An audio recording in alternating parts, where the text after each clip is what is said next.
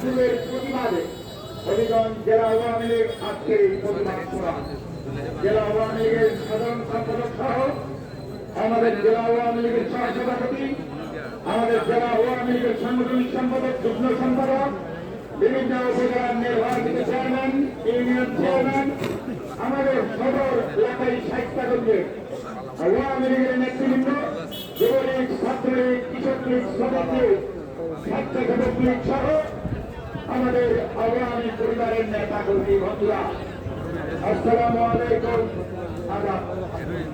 আকাশের অবস্থা ভালো না। আমরা আজকে এই সভা থেকে শিক্ষা জানাই হবিগঞ্জে আমাদের কৌশলী আন্দোলন উন্নতি ছাত্রদেরকে সামনে রেখে হবিগঞ্জে চিহ্নিত বিএনপি ছাড়া হবিগঞ্জে যে কার্যরত থাকার তার বিরুদ্ধে আমরা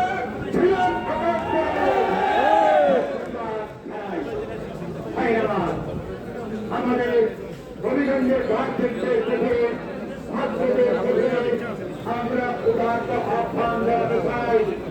কোনটা বিরোধী আন্দোলন ছিল এই দাবি ভারতের প্রধানমন্ত্রী প্রত্যেকটি দাবি ইতিমধ্যে বাস্তবায়ন করেছেন।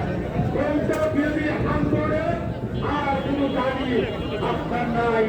আপনারা করেছেন সমর্থকে